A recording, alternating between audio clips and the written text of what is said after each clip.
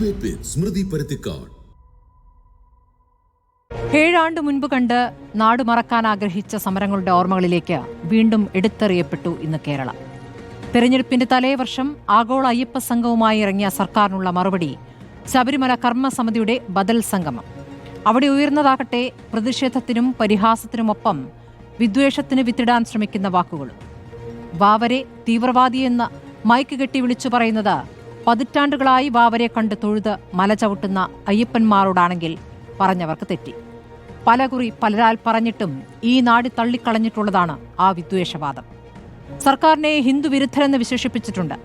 7 മാസം മുൻപ് ഇതേ വാക്ക് കോൺഗ്രസിന് ചാർത്താൻ ശ്രമിച്ച കർണാടകയിലെ യുവനേതാവ്. മറ്റൊരു പടി കൂടി പറഞ്ഞ് ബ്രാഹ്മണ ഫോബിയയും പ്രയോഗിച്ചിട്ടുണ്ട് തമിഴ്നാട്ടിൽ നിന്നെത്തിയ സംരക്ഷക നേതാവ്. പന്തളത്ത് നടന്നത് ശബരിമല സംരക്ഷണമോ എന്നതാണ് സംഗമാനന്തരം ഉയരുന്ന ചോദ്യം. പന്തളത്ത് പടയും.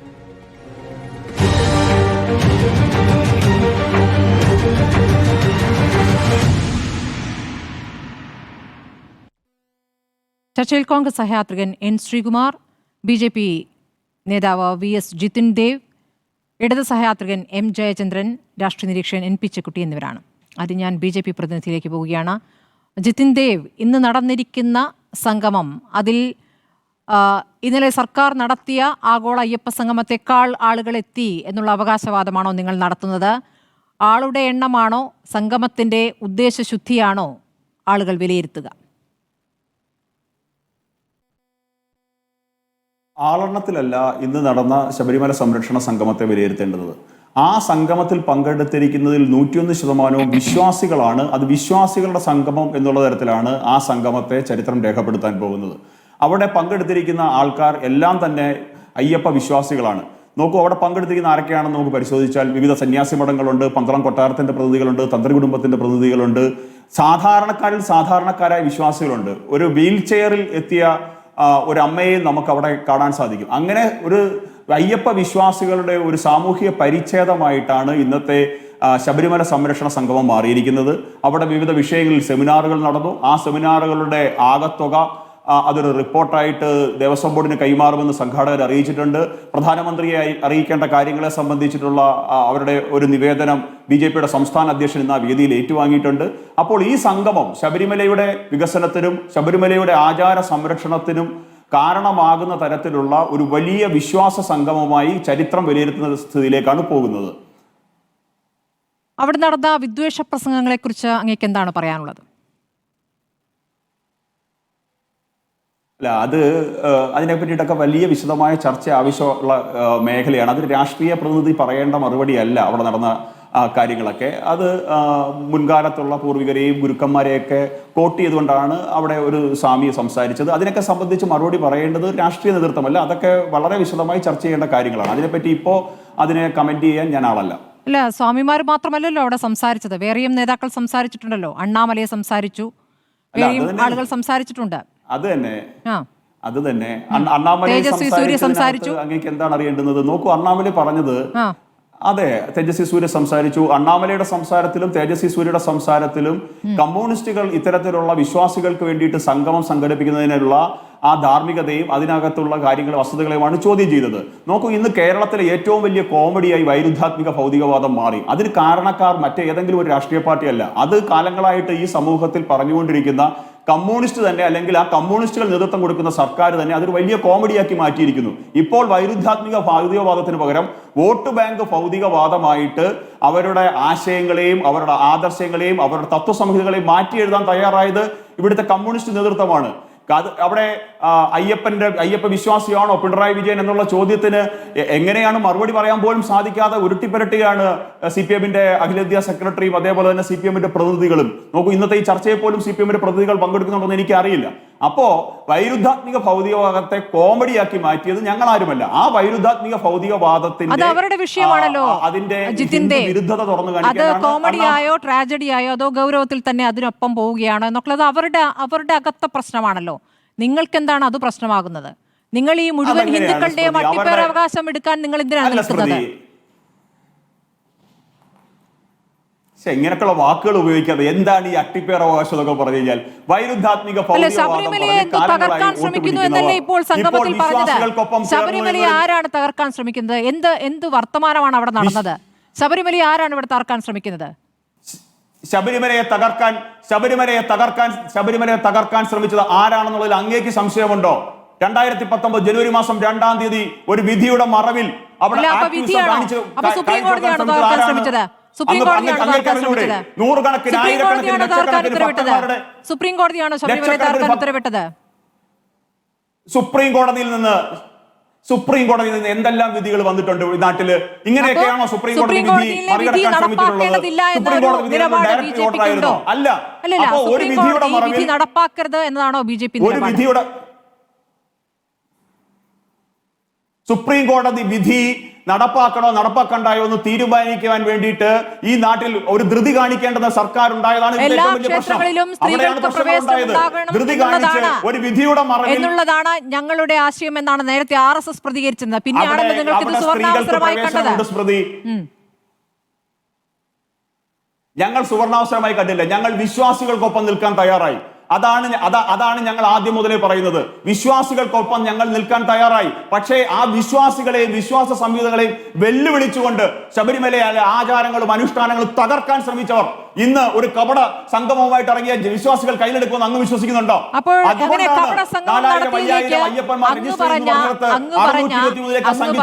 ശ്രീ ജിതിൻ ദേവ്, അങ്ങ് പറഞ്ഞ ഈ സമുദായ സംഘടനകളുടെ മുഴുവൻ പ്രതിനിധികളും എല്ലാ സമുദായങ്ങളുടെയും പ്രതിനിധികൾ വന്നിരുന്നല്ലോ കപട സംഗമമാണെങ്കിൽ.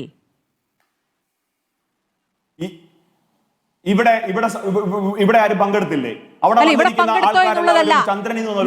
നിങ്ങൾ ആഗോള അയ്യപ്പ സംഗമത്തിനെതിരെ പറഞ്ഞ കാര്യങ്ങൾ അല്ലല്ല പറയട്ടെ. ആഗോള അയ്യപ്പ സംഗമത്തിൽ ഭക്തർ വന്നിട്ടില്ല, കപട ഭക്തരാണ് എന്ന് പറയുമ്പോൾ അവിടെ വന്നിരിക്കുന്ന സമുദായ നേതാക്കളെയും ഈ കപട ഭക്തരുടെ കൂട്ടത്തിലാണോ നിങ്ങൾ പെടുത്തുന്നത്? ഞാൻ ചോദിക്കട്ടെ, ഞാൻ അങ്ങയോട് ചോദിക്കട്ടെ, മുൻ സിമി നേതാവ് KT ജലീൽ ഭക്തനാണോ? മുൻ സിമി നേതാവ് എന്നാണോ അദ്ദേഹത്തിന്റെ ഇപ്പോഴത്തെ യോഗ്യത? നിങ്ങൾ എന്താണ് ആളുകളെ കുറിച്ച് എങ്ങനെയാണ് സംസാരിക്കുന്നത്? അല്ലല്ല, ഇത്രയും ആളുകൾ പങ്കെടുത്തതിൽ നിന്ന് താങ്കൾ ജലീലിനെ തെരഞ്ഞെടുത്തതിന് കാരണം എന്താണ്? കാരണം അദ്ദേഹം മുസ്ലിം ആയതുകൊണ്ട് അല്ലേ? നിങ്ങളുടെ ഉള്ളിലാണ് പുറത്തു വരുന്നത്. അല്ലല്ല ജിതിൻ ദേവ്, അങ്ങേക്കിപ്പോൾ ആദ്യം വന്നത് അവധിൽ പങ്കെടുത്ത ആളുകളിൽ ഇത്രയും ആളുകൾ പങ്കെടുത്ത ഇതാണ് നിങ്ങളുടെ ദുഷ്ടലാക്ക്. ഇതാണ്. നിങ്ങളുടെ കണ്ണ് അങ്ങനെയേ പോകൂ. അതുകൊണ്ടാണല്ലോ വാവരെ കുറിച്ച് പറഞ്ഞത്. വാവർ തീവ്രവാദിയാണെന്ന പ്രസംഗം നിങ്ങളുടെ സംഗമത്തിൽ ആര് നടത്തി? നിങ്ങൾ ക്ഷണിച്ചു കൊണ്ടുവന്നിരുന്ന നിങ്ങൾ സ്വാമി എന്ന് പറയുന്ന ശ്രീരാമദാസ മിഷൻ അധ്യക്ഷൻ അദ്ദേഹം പറഞ്ഞില്ലേ, ശാന്താനന്ദമ മഹർഷി, അദ്ദേഹം എന്താണ് പറഞ്ഞത്? വാവർ തീവ്രവാദിയാണ്. ഇങ്ങനെ പ്രസംഗിക്കുന്ന ആളുകളെയാണോ നിങ്ങൾ ഇവിടെ ശബരിമല സംരക്ഷിക്കാൻ കൊണ്ടുവരുന്നത്? ശബരിമല എന്ന് പറയുന്നത് എല്ലാം കൂടി ചേർന്നാണല്ലോ, വാവരും കൂടി ചേർന്നാണല്ലോ.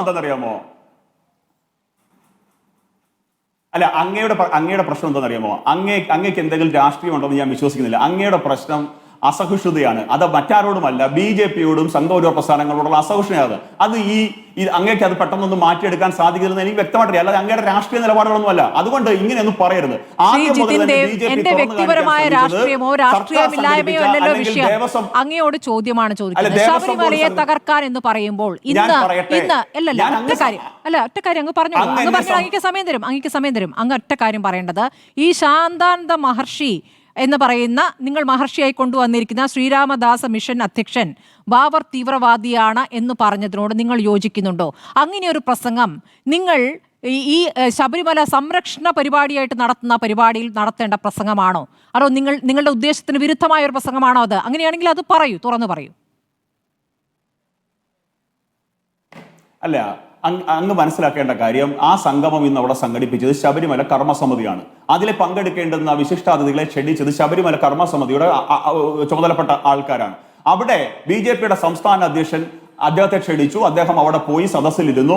അവിടെ കേന്ദ്ര ഗവൺമെന്റിന് പ്രധാനമന്ത്രിക്ക് കൊടുക്കേണ്ട ഒരു നിവേദനം അദ്ദേഹത്തിന് കൈമാറി. അദ്ദേഹം ആ നിവേദനം വാങ്ങി. പിന്നെ അങ്ങ് പറഞ്ഞ കാര്യത്തെ സംബന്ധിച്ച് ഞാൻ ആ പ്രസംഗം മുഴുവനായിട്ട് കേട്ടിട്ടില്ല. പക്ഷേ എനിക്ക് കിട്ടിയ അറിവുകൾ വെച്ചിട്ടാണെങ്കിൽ അവിടെ ജഗദ്ഗുരു സത്യാനന്ദ സരസ്വതിയെ കോട്ട് ചെയ്തുകൊണ്ടാണ് അദ്ദേഹം അവിടെ സംസാരിച്ചത്. വാവര് അവിടെ ശബരിമലയെ തകർക്കുവാനായിട്ട് വന്ന ആളാണെന്നും അവിടെ ആരാധിക്കേണ്ടുന്നത് വാപുരസ്വാമിയെയാണെന്നും അദ്ദേഹം ശിവന്റെ പ്രതിനിധിയാണെന്നും ശിവന്റെ ഭൂതഗണങ്ങളിലാണെന്നും അയ്യപ്പന് കൂട്ടായി വന്നതൊക്കെയാണ് അദ്ദേഹം സംസാരിച്ചത്. ഇതിനെപ്പറ്റി വ്യക്തമായ മറുപടി പറയണമെന്നുണ്ടെങ്കിൽ അങ്ങ് ചെയ്യേണ്ടിയിരുന്നത് അങ്ങ് വിളിച്ചിരുന്നെങ്കിൽ വന്നേനെ ഹിന്ദു ഐക്യവേദിയുടെയോ ക്ഷേത്ര സംരക്ഷണ സമിതിയുടെയോ ഏതെങ്കിലും അല്ലെങ്കിൽ പ്രധാനപ്പെട്ട ഒരാളെ വിളിച്ചിരുത്തിയിട്ട് മാത്രമാണോ പരിപാടിയുടെ ആര് അങ്ങ് പരിപാടിയുടെ കാഴ്ചക്കാരൻ മാത്രമാണോ? ഞങ്ങൾ വിശ്വാസികളാണ്. അങ്ങനെ ഒരു സംഗമം ഈ കാണിക്കുന്ന രാഷ്ട്രീയ ഇരട്ടത്താപ്പ് രാഷ്ട്രീയ അവസരവാദത്തിന് വേണ്ടിയിട്ട് ശ്രീമാൻ പിണറായി വിജയൻ സംഘടിപ്പിച്ച ആ രാഷ്ട്രീയ ഇരട്ടത്താപ്പിനെതിരെ ഭക്തജനങ്ങൾ സംഘടിപ്പിച്ച ആ വിശ്വാസ സംഗമത്തെ ശബരിമല സംരക്ഷണ സംഗമത്തെ പിന്തുണയ്ക്കുന്ന ഒരു അയ്യപ്പ വിശ്വാസിയാണ് ഞാൻ. ആയിക്കോട്ടെ, അങ്ങനെയാണെങ്കിൽ ജിതിൻ ദേവ് ഈ പറയുന്ന ഈ കപട സംഗമത്തിൽ എന്നെ കൂടെ വിളിക്കാതിരുന്നത് എന്താ എന്നതിനാണ് നിങ്ങളുടെ അധ്യക്ഷൻ പറഞ്ഞതെന്നല്ലേ? എന്നെ വിളിച്ചിരുന്നെങ്കിൽ ഞാൻ വരുമായിരുന്നല്ലോ എന്ന് പറഞ്ഞു രാജീവ് ചന്ദ്രശേഖർ പറഞ്ഞത്. ഞാൻ പറയാം. ഈ ചോദ്യങ്ങൾ ചോദിക്കൂ, അതിന് ഉത്തരം ഞാൻ പറയാം. ശ്രീ രാജീവ് ചന്ദ്രശേഖർ എന്താണ് പറഞ്ഞത്? ചോദിച്ചോളൂ. അയ്യപ്പ സംഗമത്തിലേക്ക് എന്നെ ക്ഷണിച്ചിരുന്നെങ്കിൽ ഞാൻ പോകുമായിരുന്നു. പക്ഷെ ഞാൻ അവിടെ പോകുന്നത് വെറുതെയല്ല. എനിക്ക് പറയാനുള്ള കാര്യങ്ങൾ 2018 മുതൽ ഈ ശബരിമലയെ തകർക്കുവാനായിട്ട് ഈ ഇടതുപക്ഷ സർക്കാർ ചെയ്തുകൊണ്ടിരിക്കുന്ന കാര്യങ്ങൾ ഞാൻ അവിടെ പോയി സംസാരിക്കും. അത് ഞാൻ തുറന്നു പറയും. എനിക്ക് പറയാനുള്ള കാര്യങ്ങൾ പറയാനുള്ള ഒരു വേദിയാക്കി ഞാൻ അതിനെ മാറ്റും. അങ്ങേക്ക് നിങ്ങളുടെ PCR ടീമിന്റെ അടുത്ത് ആർക്കീവ്സ് പരിശോധിക്കാൻ പറഞ്ഞാൽ അങ്ങേക്ക് ആ അദ്ദേഹത്തിന്റെ BJP ഓഫീസിൽ നടത്തിയ വാർത്താ സമ്മേളനത്തിന്റെ ക്ലിപ്പിംഗ്സ് അങ്ങേക്ക് കിട്ടും. അദ്ദേഹം അന്നും ഇന്നും പറഞ്ഞത് ഒന്നിനെയും കണ്ണടച്ചു തീർക്കുന്ന സ്വഭാവം ഞങ്ങൾക്കില്ല. പക്ഷേ വോട്ട് ബാങ്ക് രാഷ്ട്രീയത്തിന് വേണ്ടിയിട്ട് ഇത്തരത്തിലുള്ള രാഷ്ട്രീയ ഇരട്ടത്താപ്പുമായി അവസരവാദ രാഷ്ട്രീയം കളിക്കുന്നതിനെയാണ് ഞങ്ങൾ എതിർക്കുന്നത്. ഡെങ്കു ഒന്ന് മലർ ഇന്നലത്തെ പ്രതികരണമാണ്. എന്നെയും ക്ഷണിച്ചിരുന്നെങ്കിൽ വരുമായിരുന്നു എന്നാണ് പറഞ്ഞത്. കാരണം എന്താണ്, യോഗി ആദിത്യനാഥിനെ കത്ത് കിട്ടിയതിനെ കുറിച്ച് ചോദിച്ചപ്പോഴാണ് അദ്ദേഹം പറഞ്ഞത് എന്നെ ക്ഷണിച്ചിരുന്നെങ്കിൽ വന്നേനെ എന്ന് പറഞ്ഞത്. അദ്ദേഹത്തിന്റെ ആ പ്രതികരണത്തിന്റെ കൂടുതലാണ് ഞാൻ കൂട്ടിച്ചേർത്തത്. ആ പ്രതികരണത്തിൽ നിങ്ങൾ കാണിച്ച പ്രതികരണം അല്ലെങ്കിൽ അദ്ദേഹം ഇന്നലെ പറഞ്ഞതിന്റെ മറുവശവും കൂടിയാണ് ഞാൻ ചേർത്തത്. എന്തുകൊണ്ട് അദ്ദേഹം അവിടെ പങ്കെടുക്കും എന്നുള്ളതിന്റെ ഉത്തരമാണ് കേട്ടത്. അദ്ദേഹം അത് പറഞ്ഞിട്ടുണ്ട്.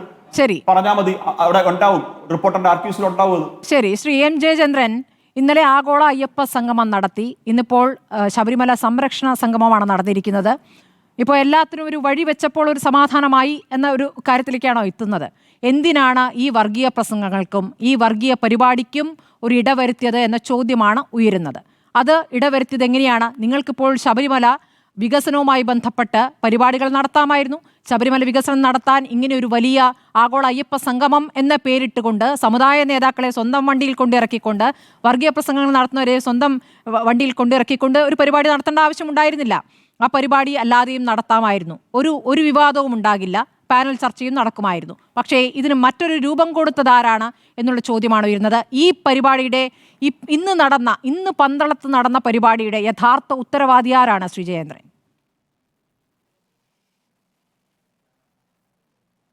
ഇന്ന് പന്തളത്ത് നടന്ന പരിപാടി എന്താണെന്ന് സ്മൃതിയുടെ ഇപ്പോ ജിതിൻ ദേവിനോട് ചോദിച്ച ചോദ്യങ്ങളിലും അദ്ദേഹത്തിന്റെ മറുപടിയിലും വ്യക്തമായി നമ്മൾ കാണുകയും കേൾക്കുകയും ചെയ്യുകയാണല്ലോ. അത് ഈ കക്ഷിരാഷ്ട്രീയ വിരോധം മാത്രം വെച്ച് സംഘടിപ്പിച്ച ഒരു പരിപാടിയാണെന്നുള്ളത് ഇതിനേക്കാൾ ഭംഗിയായി സ്മൃതികളുടെ ചോദ്യങ്ങളിലൂടെ ഇതിനേക്കാൾ ഭംഗിയായി ആർക്കും പൊളിക്കാൻ കഴിയില്ല. അത്രയധികം എക്സ്പോസ്ഡായി ഇന്നത്തെ പന്തളം സംഗമം എന്താണ് എന്നുള്ളത് അത്രയും ഹൈലി എക്സ്പോസ്ഡ് ആയിട്ടുണ്ട്. അതിന് സ്മൃതിക്ക് പ്രത്യേകം ഞാൻ നന്ദി പറയുകയും ചെയ്യുന്നു. എന്താണ് ഇന്ന് ഉള്ളത്? രാഷ്ട്രീയ വിരോധം മാത്രമാണ്. പക്ഷേ താങ്കളുടെ ചോദ്യത്തിൽ തന്നെ മറ്റേ 20ാമത്തെ ചോദ്യം ആഗോള സംഗമത്തിന്റെ പ്രശ്നം വരുന്നുണ്ടല്ലോ, എന്താണെന്നുള്ളത്. ഞാൻ പറയുക, ഇത് രാഷ്ട്രീയ വിവേകവും രാഷ്ട്രീയ വിരോധവും കക്ഷി രാഷ്ട്രീയ വിരോധവും തമ്മിലുള്ള താരതമ്യങ്ങളില്ലാത്ത രണ്ട് പരിപാടികളായിട്ട് തന്നെയാണ് ഞാൻ കാണുന്നതും പറയാനുള്ളത് തന്നെയാണ്. മറ്റേത് രാഷ്ട്രീയ വിവേകം, 20ാമത്തെ പരിപാടി രാഷ്ട്രീയ വിവേകമുള്ള പരിപാടിയും ഇന്ന് ഇവർ നടത്തിയത് കക്ഷി രാഷ്ട്രീയ വിരോധമുള്ള പരിപാടിയുമായിട്ട് തന്നെയാണ് കാണുന്നത്. അങ്ങനെ അല്ലാതെ കാണണമെന്നുണ്ടെങ്കിൽ അവരുടെ ഭാഗത്തു നിന്ന് ഈ തരത്തിലുള്ള പദപ്രയോഗങ്ങളും എന്താ പറയുക അപഹസിക്കലുകളും ചീത്തവിളികളും ഒന്നും അല്ലല്ലോ വരേണ്ടത്. അങ്ങനെയല്ലല്ലോ. ഇത് പറയുന്നത് എന്താണ്? ഇന്നത്തെ ആഗോള സംഗമത്തിൽ അതിലേക്ക് നമ്മൾ വന്നിട്ടില്ലെങ്കിലും എന്താണെന്നുള്ളത് നമ്മളെല്ലാവരും കാണുകയും കേൾക്കുകയും ചെയ്യില്ലേ രാവിലെ മുതൽ. 2018 പ്രശ്നങ്ങളാണ് ഇന്നത്തെ ഇവരുടെ വിശ്വാസ സംഗമത്തിൽ പറയുന്ന പ്രധാനപ്പെട്ട മേജർ ഇഷ്യൂസ്. ആരെ ഇൻക്ലൂഡിങ് അണ്ണാമലൈ ഉദ്ഘാടകനടക്കം ഉന്നയിക്കുന്നത് ആ പ്രശ്നമാണ് 2018. എങ്ങനെയാണ് 2018 ഉണ്ടായതെന്നും 2018 സെപ്റ്റംബർ 28 സുപ്രീം കോടതി വിധി വന്നതിന് ശേഷം 2018 സെപ്റ്റംബർ 29 ജന്മഭൂമിയുടെ എഡിറ്റ് പേജിൽ ആർഹരി എഴുതിയ ലേഖനം ഇതിനെ അനുകൂലിച്ചായിരുന്നുള്ളതും ബോധപൂർവം സൗകര്യപൂർവ്വം മറക്കുകയാണ് സംഘപരിവാറും BJPയും ഇത്തരത്തിലുള്ള ശബരിമല കർമ്മസമിതിയുടെ നേതാക്കൾ അടക്കമുള്ളവരും ബോധപൂർവം ചെയ്തുകൊണ്ടിരിക്കുന്നത്. അന്ന് സുപ്രീം കോടതി വിധിയെ ഉയർത്തിപ്പിടിച്ച ആളാണ് ഹരി. ജന്മഭൂമി എഡിറ്റ് പേജിലെ ലേഖനമാണ് അത്. ഇന്നും മായാതെ കിടപ്പുണ്ടല്ലോ അത്. പിന്നീട് ഈ നാമജപ ഘോഷയാത്രയുടെ പ്രശ്നം വരുന്നു. നാമജപ ഘോഷയാത്രയുടെ പ്രശ്നം വരുമ്പോൾ ആരാണ് അതിന് മുൻപിൽ നിൽക്കുന്നത്? ഒരു സംശയവുമില്ലാതെ നമുക്ക് ഉറപ്പിച്ച് പറയാൻ പറ്റും, അന്നും പറയാൻ പറ്റും, ഇന്നും പറയാൻ പറ്റും, NSS ആണ്. നായർ സർവീസ് സൊസൈറ്റി മുന്നിട്ടിറങ്ങിയതിന് ശേഷമാണ് അത് ആ നിലയിലേക്ക് മാറുന്നത്. എന്തുകൊണ്ടാണ് നായർ സർവീസ് സൊസൈറ്റി ഇന്ന് ഇവരുടെ പരിപാടിയിൽ പങ്കെടുക്കാഞ്ഞത്? ഇവരുടെ താല്പര്യം, ലക്ഷ്യം, ഉദ്ദേശം വേറെയാണെന്ന് വ്യക്തമായി അവർക്ക് ബോധ്യപ്പെട്ടതുകൊണ്ട് തന്നെയാണ്. അത് ബോധ്യപ്പെടാത്തത് അവർക്ക് മാത്രമേ ഉള്ളൂ കേട്ടോ. അവർക്ക് ബോധ്യപ്പെടാഞ്ഞിട്ടല്ല, പക്ഷെ അവർക്ക് അവതരിപ്പിക്കേണ്ട മറ്റൊരു രീതിയിലാണല്ലോ. അതുകൊണ്ടാണ് ഞാൻ പറഞ്ഞത് കക്ഷിരാഷ്ട്രീയ വിരോധമാണ് ഇപ്പൊ പ്രശ്നം. അതുകൊണ്ടാണ് NSS പങ്കെടുക്കാത്തത്. നാമജപ ഘോഷയാത്രയിൽ അണിനിരുന്നതും ആഹ്വാനം ചെയ്തതും നായർ സർവീസ് സൊസൈറ്റിയും G. സുകുമാരൻ നായരുമാണെന്നുള്ളത് ആർക്കാണ് അറിയാത്തത്? ഇവരുടെ ശക്തി കൊണ്ടാണ് ഇതൊക്കെ നടന്നത്. RSSനും പരിവാർ സംഘടനകൾക്കും കേരളത്തിൽ ഇത്തരം ശക്തിയുണ്ടെന്ന് ഇപ്പോഴും ഇവരാ ഒരു സ്വപ്നലോകത്തിരിക്കുകയാണോ? ആണെങ്കിലും നമുക്കൊന്നും പറയാനില്ല. അതുകൊണ്ടാണ് ഞങ്ങളുടെ ശക്തി കൊണ്ടാണ് നാമജപ ഘോഷയാത്രയും അന്നത്തെ കാര്യങ്ങളൊക്കെ നടന്നതെന്നാണ് തെറ്റിദ്ധരിക്കുന്നതെങ്കിൽ ആയിക്കോട്ടെ. പക്ഷെ അല്ല എന്നുള്ളത് കേരളത്തിൽ ജീവിക്കുന്ന എല്ലാവർക്കും അറിയുന്ന കാര്യമാണ്. NSSന്റെ മുൻകൈയിൽ തന്നെയാണ് അത് നടന്നത്.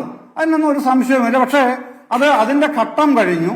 അത് വിശാല ബെഞ്ചിന്റെ മുമ്പിലാണ്, സുപ്രീം കോടതിയിൽ തന്നെ. സർക്കാർ ആവർത്തിച്ച് പല ഘട്ടങ്ങളിൽ വ്യക്തമാക്കിയിട്ടുണ്ട്. അത് അവിടെ എടുക്കുമ്പോൾ സർക്കാരിന്റെ നിലപാട് വ്യക്തമാക്കേണ്ടതുണ്ടെങ്കിൽ എല്ലാവരുമായി കൂടി ആലോചിച്ചാണ് പുതിയൊരു അഫിഡവിറ്റ് കൊടുക്കുക എന്ന് മുഖ്യമന്ത്രി 2019 ഫെബ്രുവരിയിൽ തന്നെ പറഞ്ഞു കഴിഞ്ഞിട്ടുള്ളതാണ്. ആ നിലപാടിന് ഇപ്പോഴും മാറ്റമില്ലെന്ന് 20-ാം തീയതി കടകംപള്ളി സുരേന്ദ്രൻ പമ്പയിലും പറഞ്ഞതാണ്. മുൻ ദേവസ്വം മന്ത്രി, സ്റ്റേറ്റ് കമ്മിറ്റി മുമ്പുമാണ് CPMന്റെ. അതൊക്കെ പറഞ്ഞു കഴിഞ്ഞിട്ടുള്ളതും നിലപാടുകൾ സുവ്യക്തവുമാണ്. പക്ഷെ അതല്ല ഇവിടുത്തെ സംഗമം, അതല്ലല്ലോ. വിശ്വാസികളെ ഇളക്കി എങ്ങനെയാണ് ഒരു ചരടിൽ കോർത്തിണക്കാൻ കഴിയുക എന്ന് മാത്രമോ? ഇദ്ദേഹം കുമ്മനം രാജശേഖരൻ പറഞ്ഞ ഒരു ഡയലോഗുണ്ട്. ഈ പറയുന്നത് കാണിക്കുന്നില്ല, പക്ഷെ ജനം TV തുടർച്ചയായി സ്ക്രോൾ ചെയ്ത് കാണിക്കുകയായിരുന്നു ആ സമയത്തൊക്കെ. ശബരിമല വിമോചിപ്പിക്കാനായിട്ട് ഒരു പുതിയ വിമോചന സംരക്ഷണം, വിശ്വാസ സംരക്ഷണ വിമോചനം വേണം എന്നുള്ളത് ജനം TV നിരന്തരം സ്ക്രോൾ ചെയ്ത് കാണിക്കാറ് ഈ സമയം മുഴുവനും, അണ്ണാമലയുടെ പ്രസംഗം തുടങ്ങുന്നത് വരെ. അപ്പം ഇതൊക്കെയാണ് താല്പര്യങ്ങൾ. അതുകൊണ്ടാണ് ഞാൻ പറഞ്ഞത് കക്ഷിരാഷ്ട്രീയ വിരോധം. ആ വിരോധത്തിന് ആളിക്കത്തിക്കാനാണ് അണ്ണാമല ഉൾപ്പെടെ അതിനു മുമ്പ് വളരെ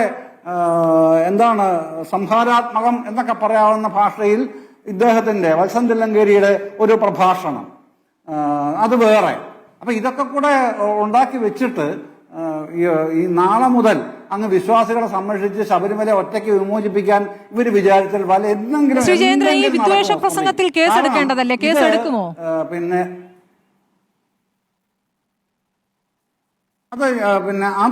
താങ്കളുടെ ചോദ്യം വളരെ പ്രസക്തമാണ്. താങ്കളുടെ ചോദ്യം ഗവൺമെന്റ് കേൾക്കണം എന്ന് തന്നെ ഞാനും ഈ ചർച്ചയിൽ അതിനോട് യോജിക്കുന്നു സ്മൃതി, പൂർണ്ണമായും. ഇത്തരം വിദ്വേഷ പ്രസംഗങ്ങൾ ആര് നടത്തിയിട്ടുണ്ടെങ്കിൽ ശരി, ഇന്നവിടെ നടത്തിയത് വിശദമായി പരിശോധിക്കണം ഗവൺമെന്റ്. അതങ്ങനെ വിടാൻ പാടില്ല. ഇത് ഇവരുടെ സാമ്രാജ്യമൊന്നുമല്ല, ഹിന്ദു സാമ്രാജ്യമൊന്നുമല്ല, മതേതരത്വം തന്നെയാണ്, സെക്കുലറിസം തന്നെ, മതനിരപേക്ഷത മുറുകെ പിടിച്ചുകൊണ്ടാണ് ഭരണഘടന ഇപ്പോഴും ഇന്ത്യയുടെ ഏറ്റവും മുകളിൽ നിൽക്കുന്നത്. അതിനെ കേവലം ഹിന്ദുത്വവാദികൾക്ക് അടിയറ വെച്ചുകൊണ്ട് വിദ്വേഷ പ്രസംഗവും നടത്തി. ഇത് കമ്മ്യൂണിസ്റ്റ് വിരോധത്തിന്റെ മാത്രം പ്രശ്നമല്ലെന്നേ. അവര് കർണാടകത്തിലെ ഗവൺമെന്റിനെ അതുപോലെ തന്നെയാണല്ലോ കൈകാര്യം ചെയ്യുന്നത്. എന്നിട്ട് എന്തിന് ഞാൻ അത്തരം വിഷലിപ്തമായ ഇവരുടെ അഭിപ്രായ വ്യാഖ്യാനങ്ങളിലേക്ക് പോകാതിരിക്കുന്നതാണ് നല്ലത് എന്നുള്ളതുകൊണ്ടാണ് അണ്ണാമല പറഞ്ഞ ചില കാര്യങ്ങളൊക്കെ ഉണ്ട് എടുത്തു പറഞ്ഞ് ചർച്ച ചെയ്യാനാണെന്നുണ്ടെങ്കിൽ. എന്ത് കാര്യത്തിന് ഇവര് ഏത് കാലത്ത് ഏത് നാട്ടിലാണ് ജീവിക്കുന്നതെന്നാണ് വിചാരിക്കുന്നത്? കാളവണ്ടി യുഗത്തിലൊന്നുമല്ല മലയാളി ജീവിക്കുന്നത്. അത് മനസ്സിലാക്കണം ആദ്യം. ഇവർക്ക് 1950 മുൻപ് കൊണ്ടുപോകാനും കഴിയില്ല മലയാളിയെ. ഭരണഘടനാ അസംബ്ലിയുടെ കാലമാണ് ഞാൻ ഓർമ്മിപ്പിക്കുന്നത്. അന്ന് ദൈവവും പിന്നെ മതനിരപേക്ഷതയും തമ്മിൽ ചർച്ച ശ്രീജേന്ദ്രൻ, അങ്ങ് പറഞ്ഞു വന്ന നവോത്ഥാനത്തിലേക്ക് വരരുത്. കാരണം ഇപ്പോൾ നവോത്ഥാനം വിട്ടു, സർക്കാർ നവോത്ഥാനം വിട്ടു. അതുകൊണ്ട് ഇനി അത് പറയരുത്. അല്ല, ഞാൻ അതല്ല ഞാൻ പറയുന്നത്. ഈ ഭരണഘടന ഉണ്ടാക്കിയ ഏറ്റവും അവസാനമുള്ള ആമുഖം തയ്യാറാക്കുന്നത്. ആമുഖം തയ്യാറാക്കുമ്പോ ഈ ദൈവത്തിൽ സമർപ്പിക്കണമെന്ന ഒരു കൂട്ടരും അതല്ല, നമുക്ക് വേണ്ടി നിർമ്മിച്ച് നമ്മൾക്ക് സമർപ്പിക്കേണ്ടതാണ് എന്നുള്ള വാദത്തിൽ ഭൂരിപക്ഷവും നിൽക്കുന്ന ഒരു തർക്കമുണ്ട്. അപ്പോഴാണ് അവസാനം വേണ്ട എന്നും ദൈവത്തിൽ സമർപ്പിക്കുകയല്ല, നമ്മൾക്ക് തന്നെ സമർപ്പിക്കാനും തീരുമാനിച്ചത്. ആ ഭരണഘടനയുടെ കീഴിലാണ് ശബരിമല അടക്കമുള്ള ഇന്ത്യയിലെ മുഴുവൻ ആരാധനാലയങ്ങളും ഭരിച്ചു പോകുന്നത്. അതത് സംസ്ഥാന സർക്കാരുകളുടെയോ അല്ലെങ്കിൽ ബന്ധപ്പെട്ട ദേവസ്വം സ്ഥാപനങ്ങളുടെയോ നേതൃത്വത്തിൽ. അതൊന്നും RSSോ BJP വിചാരിച്ചാലും തകർക്കാൻ കഴിയില്ല. ഒരുപാട് നോക്കിയല്ലോ. അതിനൊരു ഒരു സംഗമം തട്ടിക്കൂട്ടിക്കൊണ്ടെന്ന് ഒരു കാര്യമില്ല സ്മൃതി. ഇതൊക്കെ ജനങ്ങളെ അവരുടെ ഈ വർഗീയത ആലിക്കത്തിച്ചെന്തെങ്കിലും നേട്ടം ഉണ്ടാക്കാൻ കഴിയുമെന്നുള്ള ഒരു കൃത്രിമ ഊർജം കൊടുക്കാനുള്ള ഒരു വേലയായിട്ട് മാത്രമേ കാണാൻ കഴിയൂ. പക്ഷേ ഈ പരിപാടിക്ക് ആര് ഊർജം കൊടുത്തു, അല്ലെങ്കിൽ ഇങ്ങനെ ഒരു പരിപാടി ആലോചിക്കാൻ അവർക്ക് ഒരു വഴിയിട്ടതാരാണ് എന്നൊരു ചോദ്യം അവിടെ നിൽക്കുകയാണ്. ശ്രീ N. ശ്രീകുമാർ, ഇപ്പോൾ കോൺഗ്രസ് ഈ ആഗോള അയ്യപ്പ സംഗമത്തിൽ നന്നായി എന്നാണോ? ശരി. ശ്രീ N. ശ്രീകുമാർ, ആഗോള അയ്യപ്പ സംഗമത്തിൽ കോൺഗ്രസ് പങ്കെടുക്കുമോ എന്ന് ചോദിക്കുമ്പോൾ പങ്കെടുക്കുന്നില്ല, ബഹിഷ്കരിക്കുകയാണോ എന്ന് ചോദിക്കുമ്പോൾ ബഹിഷ്കരിക്കുകയാണെന്ന് പറയുന്നില്ല. അപ്പോൾ വിട്ടുനിൽക്കുന്നു, അത് കപട ഭക്തരുടെ പരിപാടിയാണ് എന്ന രൂപത്തിൽ പ്രതിപക്ഷ നേതാവ് പ്രതികരിക്കുന്നു. സർക്കാരിൻ്റെ തെരഞ്ഞെടുപ്പ് തന്ത്രമാണ് എന്ന് പറയുന്നു. ഇപ്പോൾ നടക്കുന്ന സംഭവവികാസങ്ങളെ കോൺഗ്രസ് 2018 മാറി നിന്ന് നോക്കിയതുപോലെ ഇപ്പോഴും അതാണോ ഉദ്ദേശിക്കുന്നത്? അത് ഒരു നേട്ടം കൊണ്ടുവരും എന്ന ഉദ്ദേശത്തിലാണോ ഈ സമീപനം? നോക്കൂ ശ്രീമതി സ്മൃതി, അയ്യപ്പ സംഗമം പമ്പയിൽ നടത്തിയപ്പോൾ പ്രതിപക്ഷം 3 ചോദ്യങ്ങൾ ചോദിച്ചിരുന്നു. അതിന് ഉത്തരം കിട്ടിയിട്ടില്ല. അത് നടക്കുകയോ നടക്കാതിരിക്കുകയോ ചെയ്യട്ടെ. വിശ്വാസികളെ ചൂഷണം ചെയ്യുന്ന നടപടി ശരിയല്ല. കാരണം ഗവൺമെൻറ്റിൻ്റെ ചെയ്തികളൊക്കെ സുപ്രീം കോടതി കൊടുത്ത സത്യവാങ്മൂലവും മറ്റു പല വിഷയങ്ങളിലും നിലനിൽക്കുന്നുണ്ട്. അത് തീർക്കാതെ സംഗമം നടത്തുന്നത് വഞ്ചനയാണെന്നാണ് പ്രതിപക്ഷം പറഞ്ഞത്. കോൺഗ്രസ് ഇതിൽ കാര്യം എന്താ വെച്ചാൽ, യഥാർത്ഥ മതേതര വിശ്വാസികൾ, യഥാർത്ഥ അയ്യപ്പ ഭക്തന്മാർ, ഇവരൊന്നും കോൺഗ്രസ് ചൂഷണം ചെയ്യാൻ ഉദ്ദേശിക്കുന്നില്ലെന്ന് അവരുടെ പ്രസംഗങ്ങളിൽ നിന്ന് വ്യക്തമാണ്. ഇവിടെ ഇപ്പോൾ ആദ്യം നടത്തിയത് കേരള ഗവൺമെൻറ് തിരുവിതാംകൂർ ദേവസ്വം ബോർഡിൻ്റെ പേരിൽ പാർട്ടി മുൻകൈയെടുത്ത് പമ്പയിൽ അയ്യപ്പ സംഗമം നടത്തി. അത് എറണാകുളത്തോ തിരുവനന്തപുരത്തോ അല്ല നടത്തിയത്, പമ്പയിലാണ് നടത്തിയത്. ആ അയ്യപ്പ സംഗമം പരാജയപ്പെട്ടു എന്നതിൻ്റെ ഏറ്റവും വലിയ തെളിവ് അയ്യപ്പ സംഗമം ഒരു വിജയമായിരുന്നു എന്ന തരത്തിൽ CPMൻ്റെ മുഖപ്രസംഗം ഒരു എഡിറ്റോറിയൽ എഴുതിയില്ല എന്നുള്ളതാണ്. ഒരു എഡിറ്റോറിയൽ എഴുതിയില്ല വിജയിച്ചോ എന്നുള്ളതിനെക്കുറിച്ച്. രണ്ടാമത്തെ കാര്യം, അവിടെ വിജയമോ പരാജയമോ എന്ന് ചോദിച്ചപ്പോൾ CPMൻ്റെ അഖിലേന്ത്യാ ജനറൽ സെക്രട്ടറി MA ബേബി പറഞ്ഞത് എനിക്ക് പലതും പരിശോധിക്കേണ്ടതുണ്ട് എന്നുള്ളതാണ്. മൂന്നാമത്തെ കാര്യം, ഈ അയ്യപ്പ സംഗമം നടത്തിയ ശേഷം പിണറായി വിജയൻ മിണ്ടിയിട്ടില്ല. നേരെ മറിച്ച് നമ്മുടെ ദേവസ്വം മന്ത്രിയും തിരുവിതാംകൂർ ദേവസ്വം പ്രസിഡന്റും അതുപോലെ തന്നെ പാർട്ടി സെക്രട്ടറിയും ഒക്കെ പറഞ്ഞത് അതിലത്തെ ആളുകളെ കുറിച്ചാണ്. അപ്പോൾ ഇത്രയും വലിയൊരു സംഗമം നടത്തിയിട്ട് അതിൻ്റെ ഫലത്തെക്കുറിച്ചല്ല ഇവർ സംസാരിക്കുന്നത്. എന്തുകൊണ്ടാണ് ഫലത്തെക്കുറിച്ച് സംസാരിക്കാൻ പറ്റാത്തത് എന്ന് ചോദിച്ചാൽ ഫലമൊന്നും ഉണ്ടായിട്ടില്ല, സംസാരിക്കാനൊന്നുമില്ല. അതുകൊണ്ട് ആളുടെ എണ്ണം വെച്ച് കളിക്കുകയാണ്. ഇതല്ലല്ലോ അയ്യപ്പ സംഗമത്തിൻ്റെ നമ്മൾ ഉദ്ദേശിച്ചത്. അതുകൂടാതെയുള്ള മറ്റൊരു വിഷയം എന്താണെന്ന് വെച്ചാൽ, ഈ അയ്യപ്പ സംഗമം പരാജയപ്പെട്ടു എന്നതിൻ്റെ ഏറ്റവും വലിയ തെളിവ് പാർട്ടി നൽകുന്ന സൂചനയാണ്. എന്താണ് ആ സൂചന?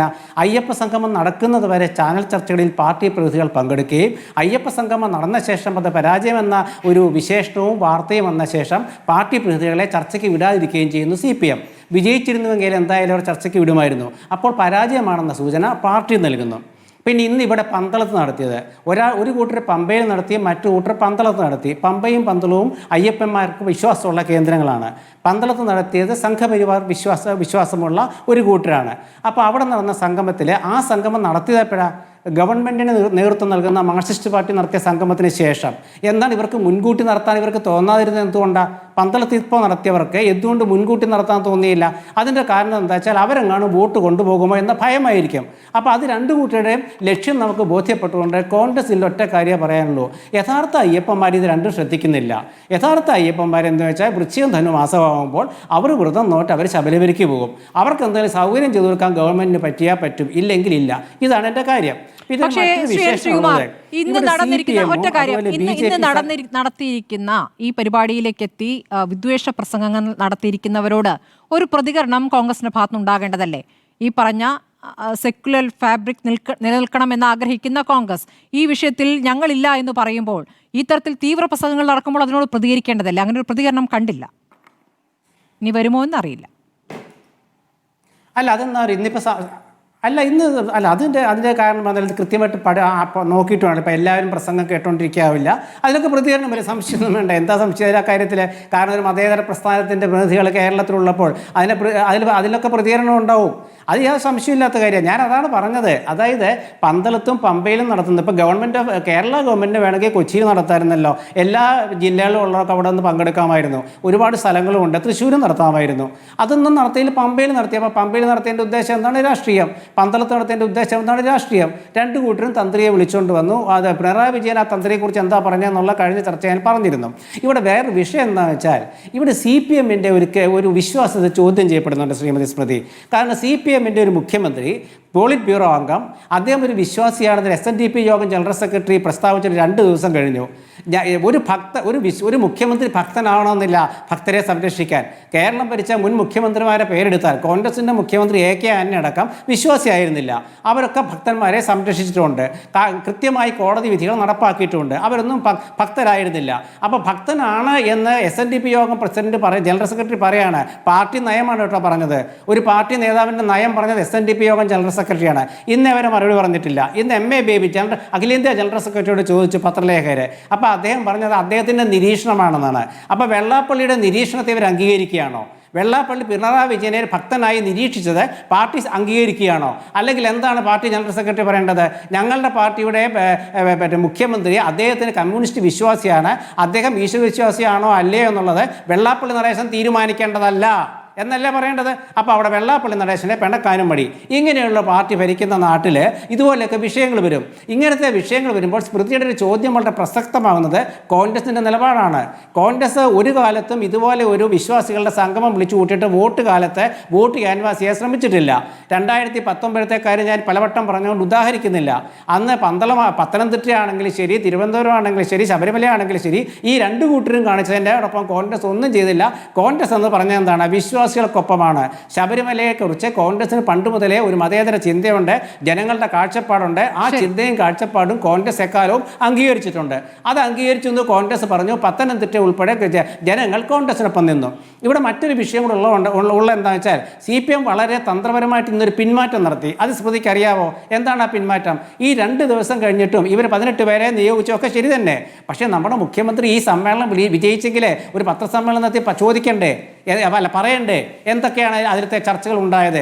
അല്ലെങ്കിൽ ആ ചർച്ചകളുടെ ഗതി എന്തായിരുന്നു? വെള്ളാപ്പള്ളി നടേശൻ പറഞ്ഞതിനെക്കുറിച്ച് പറയണ്ടേ? ചർച്ച മുഴുവൻ മുഖ്യമന്ത്രിയെ കേന്ദ്രീകരിക്കുകയല്ലേ, പാർട്ടിയെ കേന്ദ്രീകരിക്കല്ലേ? എന്നിട്ട് പാർട്ടി പറയുന്നത് ഇതൊരു തന്ത്രമാണ്. എന്താ രീതിയില്ലല്ലോ. അങ്ങനെ വാർത്താ സമ്മേളനം നടത്തി കാര്യങ്ങൾ വിശദീകരിക്കുന്ന രീതിയിലല്ലോ. അദ്ദേഹം വാർത്താ സമ്മേളനം നടത്തുമ്പോൾ പറയുമ്പോൾ പറയാം, അപ്പോൾ കേൾക്കാം, അത്രയേ ഉള്ളൂ. അതാണ് ഞാൻ പറഞ്ഞത്. കാരണം ഇതിന്റെ വിഷയം കൊണ്ടുവന്നാരാ സ്മൃതി? അയ്യപ്പ സംഗമം എന്ന് വെച്ചാൽ ആഗോള അയ്യപ്പ സംഗമം എന്നാണ് പറഞ്ഞത്. ഇത് ശബരിമലയുടെ പ്രസക്തി ലോകമെമ്പാടും വർദ്ധിപ്പിക്കാനെന്നാണ് അവർ പറഞ്ഞത്. ഗോവിന്ദ മാഷ് എന്താ പറഞ്ഞത്? ലോകപ്രശസ്തമായ വിജയം. അതെന്ത് വിജയം? അതെ, ലോകപ്രശസ്ത വിജയം. മാഷിക്ക് ദേഷ്യം വന്നപ്പോൾ ഒരു പദം അങ്ങ് പറഞ്ഞു, ലോകപ്രശസ്ത വിജയം. കാരണം മറ്റേ പത്രലേഖകരോട് ദേഷ്യം വന്നപ്പോൾ മാഷ ഒരു അരിശവും തമാശയും കലർന്ന ഒരു വിശേഷണം പറഞ്ഞു. അങ്ങനെയൊക്കെയാണോ പറയേണ്ടത്? അയ്യപ്പൻ എന്ന് വെച്ചാൽ ആരാണ് ഈ നാട്ടിലെ? ഒരുപാട് വിശ്വാസികൾ കേരളത്തിനകത്തും പുറത്തുമുള്ള ഒരുപാട് പേര് വരുന്ന സ്ഥലമാണ്. അവിടെ പന്ത് തട്ടാനുള്ളതാണോ? അവരുടെ വിശ്വാസത്തെ പന്ത് തട്ടി കളിക്കാനുള്ളതാണോ? അവിടെ കോൺഗ്രസിന് കാഴ്ചക്കാരല്ല. കോൺഗ്രസ് അവിടെ കൃത്യമായിട്ട് ഉത്തരം പറഞ്ഞിട്ടുണ്ട്. നാളെയും ഉത്തരം പറയും. അത് ജനങ്ങളിൽ വിശ്വാസം അർപ്പിച്ചുകൊണ്ടുള്ള, ജനങ്ങളുടെ മനസ്സറിഞ്ഞുകൊണ്ടുള്ള സംഗമങ്ങൾ ആത്യന്തികമായി ആർക്ക് ഗുണം ചെയ്യും? ശ്രീ NP ചെക്കുട്ടി വിശകലനം. ശ്രീ NP ചെക്കുട്ടി, ഇപ്പോൾ പന്തളത്ത് നടന്ന സംഗമം, ആ സംഗമത്തിൽ പരിപാടി ഉദ്ഘാടനം ചെയ്ത് അണ്ണാമലൈ പ്രസംഗിക്കുമ്പോൾ പറഞ്ഞ കാര്യം,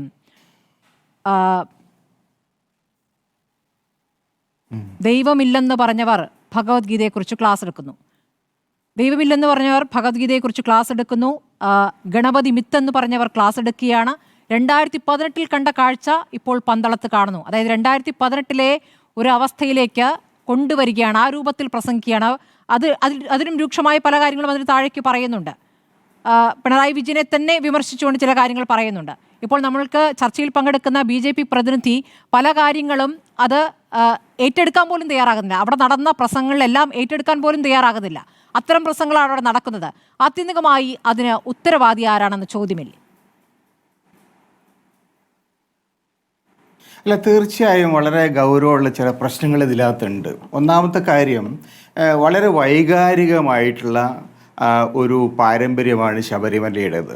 കാരണം ശബരിമല എന്ന് പറയുന്നത് കേരളത്തിലെ ഒരു വലിയ ശതമാനം സാധാരണക്കാരായ മനുഷ്യരുടെ ഹൃദയവുമായിട്ട് പാരമ്പര്യവുമായിട്ട് കുടുംബ ബന്ധങ്ങളുമായിട്ട് ബന്ധപ്പെട്ടതാണ്. ഞാനൊരു വിശ്വാസിയോ ഭക്തനോ ഒന്നും ആയിട്ടുള്ള ആളല്ല. പക്ഷേ എൻ്റെ കുടുംബത്തിൽ 3-4 തലമുറയായിട്ട് മിക്കവാറും എല്ലാവരും ശബരിമലയ്ക്ക് പോണ കൂട്ടരാണ്. എൻ്റെ മക്കളും പോയിട്ടുണ്ട്. അതൊരു പാരമ്പര്യത്തിൻ്റെ ഭാഗമാണ്. അപ്പോൾ എനിക്ക് വിശ്വാസം ഉണ്ടോ ഇല്ല, പക്ഷേ മക്കൾ പോകണേ ഞാൻ തടയാറേ ഇല്ല. എന്തുകൊണ്ട്? അതൊരു വളരെ ദീർഘകാലത്തെ പാരമ്പര്യത്തിൻ്റെ ഭാഗമാണ്. അവിടെയുള്ള ഒരു സ്ഥലത്ത് ഇത്തരത്തിൽ കക്ഷി രാഷ്ട്രീയപരമായിട്ടുള്ള ആവശ്യങ്ങൾക്ക് വേണ്ടി ഇതിനെ ഉപയോഗിക്കാൻ ശ്രമിക്കുമ്പോൾ അത് കൗണ്ടർ പ്രൊഡക്റ്റീവ് ആവും. അപ്പം അതുകൊണ്ടാണ് ഏതൊരു സ്വാമി അവിടെ വന്ന് പ്രസംഗിച്ചു എന്ന് പറയുമ്പോൾ ആ ഒരു സ്വാമിയെക്കുറിച്ച് എന്തോ പറഞ്ഞു എന്ന് പറഞ്ഞു.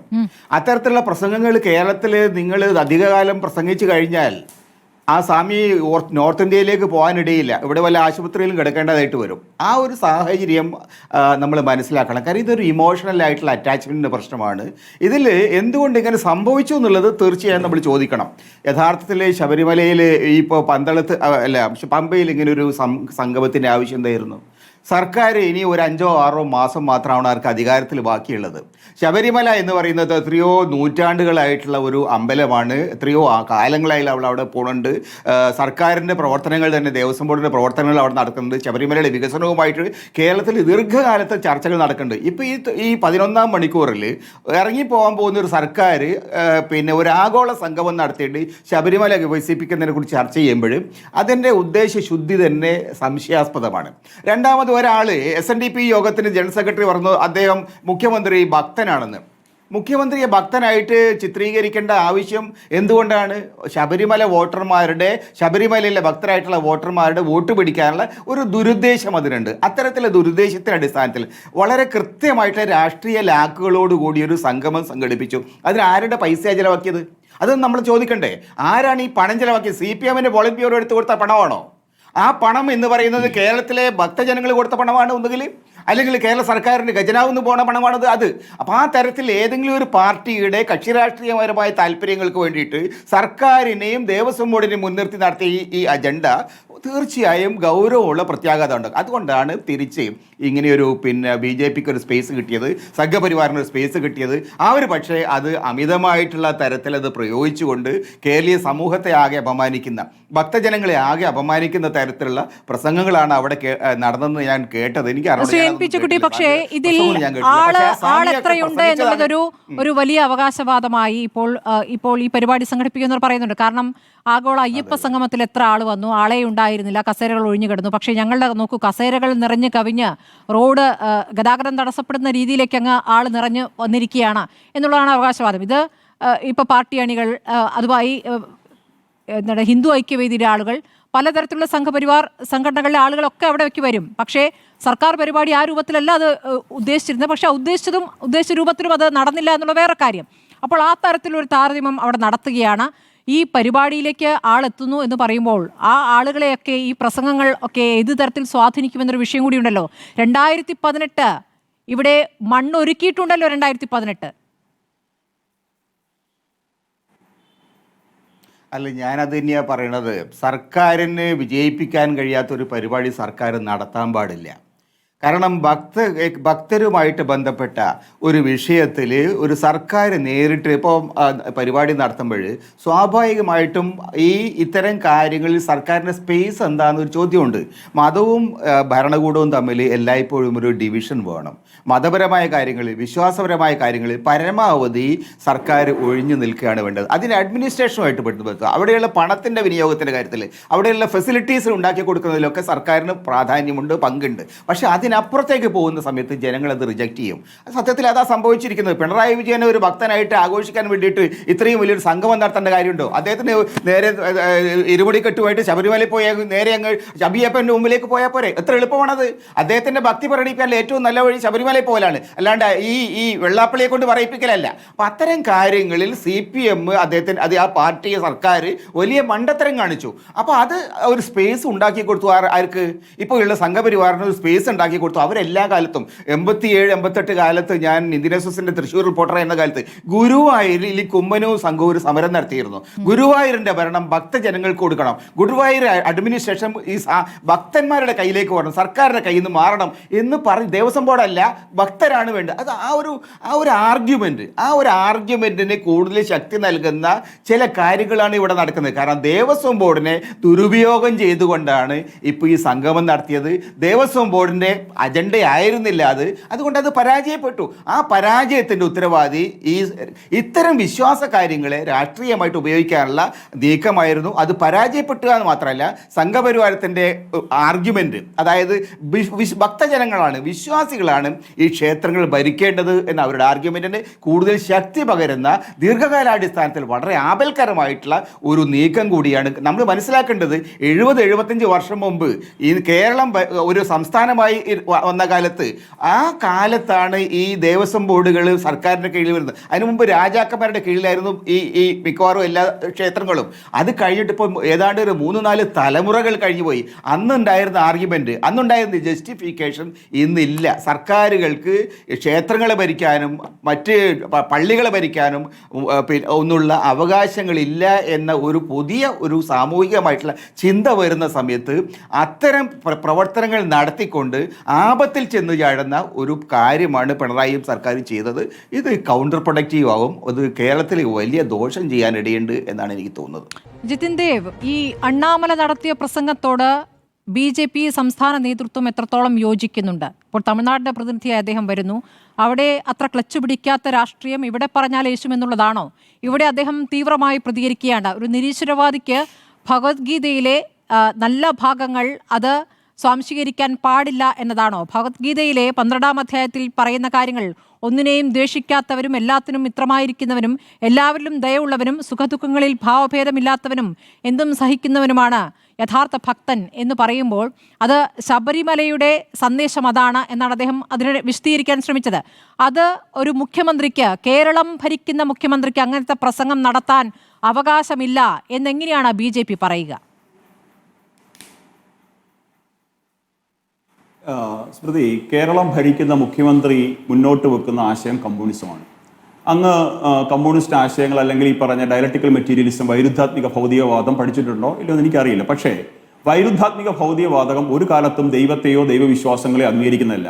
നിരന്തരമായ ആശയ മത്സരങ്ങളിലൂടെ ഉരുത്തിരിഞ്ഞു വരുന്ന മഹത്തായ ആശയം അത് വൈരുദ്ധാത്മിക ഭൗതികവാദം. അവിടെ ദൈവങ്ങളില്ല, വിശ്വാസങ്ങളില്ല, വിശ്വാസ പ്രമാണങ്ങളില്ല.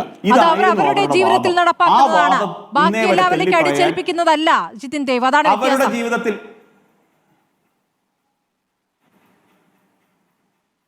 അവിടെയാണ് സ്മൃതി നിങ്ങൾക്ക് തെറ്റുന്നത്. വൈരുദ്ധാത്മിക ഭൗതികവാദം മുൻപോട്ട് പറയുന്നവർ ചെയ്യേണ്ടത് എന്താണ്? ഭൗതികപരമായ സാഹചര്യങ്ങൾ ഒരുക്കി കൊടുക്കണം. അത് വിശ്വാസിയായാലും സാധാരണ മനുഷ്യനായാലും. അങ്ങേക്ക് അഭിപ്രായമുണ്ടോ? അങ്ങയുടെ ടീമിലുള്ള ആരെങ്കിലും ആ ശബരിമലയിൽ പോയി നോക്കാൻ പറയൂ. അവിടെ ശബരിമലയിലെ ഭക്തർക്ക് ആവശ്യമായിട്ടുള്ള എല്ലാ ഭൗതിക സാഹചര്യങ്ങളും ഒരുക്കപ്പെട്ടു എന്നുള്ള വിശ്വാസം അങ്ങേക്കുണ്ടോ? അല്ലല്ലോ, അവിടെ ഒരു കൂടുതൽ നല്ല സൗകര്യങ്ങൾ ഒരുക്കാൻ വേണ്ടിയിട്ടാണ് അയ്യപ്പ സംഗമം നടത്തിയതെന്നാണല്ലോ സർക്കാർ പറയുന്നത്. അവിടെ എല്ലാം ആയി എന്നല്ലോ പറയുന്നത്, ഇനി എല്ലാം ആക്കണമെന്നാണല്ലോ പറയുന്നത്. ആ പദ്ധതിക്കല്ലേ അവിടെ പാനൽ ചർച്ച നടന്നത്, അതിനു വേണ്ടിയിട്ടല്ലേ 3 സെഷനുകൾ നടത്തിയത്. ആ സെഷന്റെ ഒക്കെ ആകത്തുക അങ്ങനെ പറഞ്ഞു കേൾപ്പിച്ച ഞാനൊന്ന് കേൾക്കട്ടെ. എന്റെ ആകെ തുകയെ കുറിച്ച് ഒരു സെഷൻ നടക്കുമ്പോഴേക്കും അതിന്റെ ഫലം അങ്ങ് വരുമെന്നാണോ? എനിക്ക് ആ സെഷനുമായിട്ടുള്ള എന്റെ അഭിപ്രായമല്ലോ വിഷയം. ഉടനെ സെഷനിൽ നടന്ന ചർച്ചകളിലേക്ക് വരാതെ അണ്ണാമല പറഞ്ഞതിലേക്ക് വരൂ. അണ്ണാമല നടത്തിയിരിക്കുന്ന പ്രസംഗം അത് ശരിയാണോ? ഒരു കമ്മ്യൂണിസ്റ്റുകാരന് അത് പറയൂ, ഒരു കമ്മ്യൂണിസ്റ്റുകാരന് ഭഗവത്ഗീതയിലെ നല്ല ഭാഗങ്ങൾ വായിക്കാൻ പാടില്ലേ? അതിന് നിങ്ങൾ തടയിടുമോ? അതാണ് അറിയേണ്ടത്. ഞങ്ങൾ യാതൊരു തടയില്ല. അങ്ങ് ചോദ്യം ചോദിക്കുമ്പോൾ അത് ഉത്തരം കേൾക്കുക, ഉത്തരം കേട്ടതിന് ശേഷം അങ്ങേക്ക് ഉപചോദ്യങ്ങളുണ്ടെങ്കിൽ ചോദിക്കാം. ഞാൻ ഉത്തരം പറയുമ്പോൾ അതിൽ കയറി ഇടപെട്ടിട്ട് മറ്റു കാര്യങ്ങളിലേക്ക് എന്നെ പിടിച്ചുകൊണ്ട് പോയിട്ട് തിരിച്ചു കൊണ്ടുവന്ന് വീണ്ടും അത് ചോദിക്കുന്നത് ശരിയല്ലെന്നൊരു അഭിപ്രായം എനിക്ക് അങ്ങനെയുണ്ട്. കാരണം ഞാൻ അങ്ങയുടെ ചർച്ചയിൽ വളരെ സൗമ്യനായും മര്യാദയായിട്ടും സംസാരിക്കുന്ന ഒരു വ്യക്തിയാണ്. അപ്പൊ അതുകൊണ്ട് അങ്ങ് ആ ഒരു നീതി എന്നോടും കാണിക്കണം. ഒന്ന്, ശ്രീ അണ്ണാമല സൂചിപ്പിച്ചതിനകത്ത് യാതൊരു തെറ്റുമുണ്ടെന്ന് ഞാൻ വിശ്വസിക്കുന്നില്ല. ഇവിടെ ശ്രീ എം ജയചന്ദ്രൻ പറഞ്ഞല്ലോ, കൂടിയാലോചനയിലൂടെ ഞങ്ങൾ കണ്ടെത്തും. എന്നാണ് സാർ ഈ കൂടിയാലോചനകൾക്ക് മനസാക്ഷിയുണ്ട് അല്ലെങ്കിൽ മനസ്സുണ്ടെന്ന് നിങ്ങൾ പറയാൻ തുടങ്ങിയത് സാർ? എനിക്ക് ചോദിക്കാനുണ്ട്. അവിടെ ഇന്ന് അനുസ്മരിച്ചു 2 വ്യക്തികൾ, ചന്ദ്രൻ ഉണ്ണിത്താനും ശ്രീ ശിവദാസൻ ആചാര്യയും. എന്തിനു വേണ്ടിയിട്ടാണ് അവരുടെ ജീവൻ കൊടുത്തതെന്ന് അങ്ങേക്ക് അറിയില്ലേ? നൂറുകണക്കിന് അയ്യപ്പ ഭക്തന്മാർക്കെതിരെ കേസെടുത്തവരല്ലേ നിങ്ങൾ? എനിക്കെതിരെ കേസെടുത്തിട്ടുണ്ടായിരുന്നു. ഞാൻ പിഴയടച്ചാണ് ആ കേസ് തീർത്തത്. എന്റെ ഒരു ആവശ്യം വന്ന സമയത്ത് നൂറുകണക്കിന് അയ്യപ്പ ഭക്തർക്ക്, ആയിരക്കണക്കിന് അമ്മമാർക്കെതിരെ നിങ്ങൾ കേസെടുത്തില്ലേ? ഇങ്ങനെയെല്ലാം കാണിച്ച് അവിടെ 2019 ജനുവരി മാസം 2-ാം തീയതി നിങ്ങൾ യുവതീ പ്രവേശനം ആക്ടിവിസ്റ്റുകളെ ഉപയോഗിച്ച് നടത്തിയതിനു ശേഷം ശ്രീ പിണറായി വിജയൻ ചിരിച്ച ഒരു കൊലച്ചിരിയുണ്ട്. അത് കേരളത്തിലെയോ ഈ ലോകത്തെമ്പാടുമുള്ള ഒരു അയ്യപ്പ ഭക്തന് മറക്കാൻ സാധിക്കില്ല സാർ. പിന്നെ വൈരുദ്ധാത്മിക ഭൗതികവാദം എന്ന് പറയുക, പറഞ്ഞതിന് ശേഷം ആ ആശയത്തെ തള്ളി പറഞ്ഞുകൊണ്ട് വിശ്വാസ സംഘം സംഘടിപ്പിക്കുകയാണെങ്കിൽ നിങ്ങൾ പറയാൻ തയ്യാറാകണം, ഞാൻ വിശ്വാസിയായി, എന്റെ മാർഗം വിശ്വാസത്തിന്റെ മാർഗമാണെന്ന് പറയാൻ പിണറായി വിജയൻ കേരളത്തിലെ ഒരു ആരാധനാലയത്തിന്റെ വികസനത്തിന് വേണ്ടി ഒരു പരിപാടി നടത്തണമെങ്കിൽ ഭരിക്കുന്ന നേതാവിന്, ഭരിക്കുന്ന മുഖ്യമന്ത്രിക്ക് വിശ്വാസം ഉണ്ടാകണം എന്ന് പറയുന്നത് എവിടത്തെ ന്യായമാണ് ശ്രീജിത്തിന്റെ? എവിടത്തെ ന്യായമാണ് ജിത്തിന്റെ? പിണറായി വിജയൻ വിശ്വാസിയാവുകയോ വിശ്വാസിയാകാതിരിക്കുകയോ ചെയ്യട്ടെ, അത് നിങ്ങൾക്ക് എന്ത് കാര്യം? നിങ്ങൾ ഈ പറയുന്ന സ്വാതന്ത്ര്യ സമര പോരാട്ടമൊന്നല്ല 2018 നടത്തിയത്. സുപ്രീം കോടതി ഉത്തരവ് നടപ്പാക്കുന്നതിനെതിരെ നിങ്ങൾ നടത്തിയ സമരമൊന്നും സമാധാന സമരമൊന്നും ആയിരുന്നില്ല. അവിടേക്ക് റിപ്പോർട്ട് ചെയ്യാൻ വന്ന സ്ത്രീകളുടെ തലയിലേക്ക് വരെ തേങ്ങ എറിഞ്ഞിട്ടുള്ളവരാണ് നിങ്ങൾ, അല്ലേ? 52കാരി അവിടെ പ്രാർത്ഥിക്കാൻ കയറിയപ്പോഴാണ് വത്സൻ തില്ലങ്കേരി, നിങ്ങളുടെ പ്രധാനപ്പെട്ട നേതാവ്, ഇന്നും തീവ്രപ്രസംഗം നടത്തി, അന്നും തീവ്രപ്രസംഗം നടത്തി, അല്ലേ? അദ്ദേഹം ആചാരം ലംഘിച്ചല്ലോ, ഇരുമുടി കെട്ടില്ലാതെ 18-ാം പടി കയറിയല്ലോ. അതിലൊന്നും കുഴപ്പമില്ല, നിങ്ങൾക്ക് എന്തുമാകാം. അല്ല, ഈ ചോദ്യം ചോദിച്ചിട്ട് പിന്നെ ചോദ്യങ്ങൾ ചോദിച്ചുകൊണ്ടിരിക്കുമ്പോൾ മറുപടി പറഞ്ഞുകൊണ്ട് കേൾക്കാനുള്ള മനസ്സുള്ള അങ്ങ് കാണിച്ചാൽ മതി. എനിക്ക് വേറെ അങ്ങയുടെ എല്ലാ ചോദ്യങ്ങൾക്കും ഞാൻ മറുപടി പറയാം. 2018 നടന്ന സമരം ഒരു വിശ്വാസത്തെ സംരക്ഷിക്കുവാൻ വേണ്ടിയിട്ട്, നേരത്തെ ഇവിടെ ആരോ സൂചിപ്പിച്ചതുപോലെ, ഒരു വിശ്വാസ സമൂഹം മുഴുവൻ തെരുവിലേക്ക് ഇറങ്ങാൻ തയ്യാറായി. അതിനെ നിഷേധിക്കാൻ നിങ്ങൾക്ക് സാധിക്കില്ല. ആ വിശ്വാസ സമൂഹത്തിന്റെ പ്രതിഷേധത്തെ കണ്ടില്ലെന്ന് നടിക്കാൻ കേരളത്തിലെ ഒരു മാധ്യമങ്ങൾക്കും സാധിക്കില്ല. അന്ന് കണ്ടില്ലെന്ന് നടിച്ചതിന് പ്രായച്ചിത്തമാണോ ഇന്ന് ചെയ്താണ് ചോദിക്കുന്നത്? വോട്ട് ബാങ്കുകൾ ചോരുന്നു എന്ന് വരുമ്പോൾ, ന്യൂനപക്ഷ വോട്ട് ബാങ്ക് ചോർന്നു എന്ന് വന്നപ്പോൾ ഭൂരിപക്ഷ വോട്ട് കിട്ടുമോ എന്ന് പിണറായി വിജയൻ നടത്തിയ ടെസ്റ്റ് ഡോസാണിത്. ആ വോട്ട് ബാങ്ക് രാഷ്ട്രീയം കളിച്ചുകൊണ്ട് അവിടെ ശബരിമലയുടെ വികസനത്തിന് വേണ്ടിയിട്ടാണെന്ന് പറഞ്ഞുകൊണ്ട് 7 കോടി രൂപ ചെലവാക്കിയിട്ട് വെറുതെ എന്തൊക്കെയോ കാട്ടിക്കൂട്ടി ആളില്ലാ സംഗമം സംഘടിപ്പിച്ചിട്ട് AI സംഗമമാണ്, AI ആണ് നിങ്ങൾ കാണിക്കുന്നതെന്ന് മാധ്യമങ്ങളെ ഉൾപ്പെടെ അടച്ചാക്ഷേപിക്കുന്ന നിലപാടിനെയാണോ നിങ്ങൾ പിന്തുണയ്ക്കുന്നത്? എന്താണ് യുവതീ പ്രവേശനത്തിന് ഇവരുടെ നിലപാട്? ശബരിമലയുടെ മാസ്റ്റർ പ്ലാന് വേണ്ടിയിട്ട് എന്ത് ചർച്ചയാണ് നടന്നത്? 182ഓളം വിദേശ പ്രതിനിധികൾ പങ്കെടുത്തു എന്ന് ഇവർ അവകാശപ്പെടുന്നുണ്ടല്ലോ. ആരൊക്കെയാണ് അവർ? പറയേണ്ടവർ. ഇന്ന് ശ്രീലങ്കയിൽ നിന്ന് ഡോക്ടർ ഋഷി സെന്തിൽ രാജ്, മുൻ മന്ത്രി ഉൾപ്പെടെ 40 വർഷമായി മല ചവിട്ടുന്ന ഒരു ശ്രീലങ്കൻ പ്രതിനിധി ഉൾപ്പെടെ ഇന്ന് ആ സംഗമത്തിൽ പങ്കെടുത്തു. നിങ്ങൾ കണ്ടില്ലേ? അപ്പോ വോട്ട് ബാങ്ക് രാഷ്ട്രീയം കളിക്കുകയും അവസരവാദ രാഷ്ട്രീയം കളിക്കുന്നത് ഇവരാണ്. ഇനി മറ്റൊരു കാര്യം കൂടി ഞാൻ പറയാം. ഇവിടെ ശ്രീകുമാർ സാർ ഇവിടെ സൂചിപ്പിക്കുന്നുണ്ടായിരുന്നു, ഇവിടെ എന്താണ് ശബരിമല സംരക്ഷണ സംഗമത്തിന് വേണ്ടിയിട്ട് കളമൊരുക്കി കൊടുത്തു. സാർ, എല്ലാത്തിനും ഒരു നിമിത്തം ഉണ്ടാകും. ഞാൻ നിമിത്തത്തിൽ വിശ്വസിക്കുന്ന ആളാണ്. എല്ലാത്തിനും ഒരു നിമിത്തം ഉണ്ടാകും. ആ നിമിത്തമായിട്ട് മാത്രം കണ്ടാൽ മതി. പിന്നെ ഈ സമരം അങ്ങടക്കമുള്ള സമരം നടത്തിയെങ്കിൽ ഈ സമരത്തിന്റെ ഭാഗമായി നാമജപ ഘോഷയാത്ര, നേരത്തെ ശ്രീ ജയേന്ദ്രൻ ചൂണ്ടിക്കാണിച്ച കാര്യം, NSS എങ്ങനെയാണ് പ്രതിനിധിയെ വിടുന്നത്? NSS പ്രതിനിധി വിട്ടല്ലോ. നാമജപ ഘോഷയാത്ര നടത്താൻ തുടങ്ങിയ NSSന് ബോധ്യപ്പെട്ടല്ലോ ആഗോള അയ്യപ്പ സംഗമം. അപ്പോൾ അവരെയും നിങ്ങൾ കപടഭക്തരുടെ കൂട്ടത്തിലാണോ പെടുത്തുന്നത്? NSS ആ സംഗമത്തിൽ പങ്കെടുത്ത സമയത്ത് NSSന്റെ പത്രക്കുറിപ്പ് പുറത്തു വന്നത് അങ്ങും വായിച്ചിട്ടുണ്ടാവുമെന്ന് കരുതുന്നു. അവർ ചില ഡിമാൻഡുകൾ വെച്ചിട്ടുണ്ട്. ആ ഡിമാൻഡുകൾ അവർ അന്നും വെക്കുന്നുണ്ട്, ഇന്നും വെക്കുന്നുണ്ട്. അതുകൊണ്ട് അതിനെയൊന്നും അങ്ങനെ കാണേണ്ട കാര്യമില്ല. ഇനി ശ്രീകുമാർ സാർ പറഞ്ഞ ഒരു കാര്യത്തിനും കൂടെ മറുപടി പറയാതെ ഞാൻ പോകുന്നത് ശരിയല്ല. അത് ജമാഅത്ത് ഇസ്ലാമിയുടെ പിന്നാമ്പുറങ്ങളിൽ, അടുക്കളപ്പുറങ്ങളിൽ പോയ ചരിത്രമേ ഉള്ളൂ. അല്ലാതെ ഇവിടെ വിശ്വാസികളുടെ സംരക്ഷണത്തിന് വേണ്ടിയിട്ടൊന്നും നിങ്ങൾ സംഘടിപ്പില്ല. അങ്ങ് പറഞ്ഞ ഒരു കാര്യം അത് ശരിയാണെന്ന് ഞാൻ പറയാൻ ഈ അവസരം ഉപയോഗിക്കുകയാണ്. അതുകൊണ്ട് ശ്രീ സ്മൃതി പരുത്തിക്കാട്, ഇവിടെ അവസരവാദ രാഷ്ട്രീയവും വോട്ട് ബാങ്ക് രാഷ്ട്രീയവും കളിക്കുന്നവർ ഇവരൊക്കെ തന്നെയാണ്. അത് തന്നെയാണ് ഞാൻ ഇന്നലെയും അങ്ങയുടെ ചർച്ചയിൽ പറഞ്ഞത്.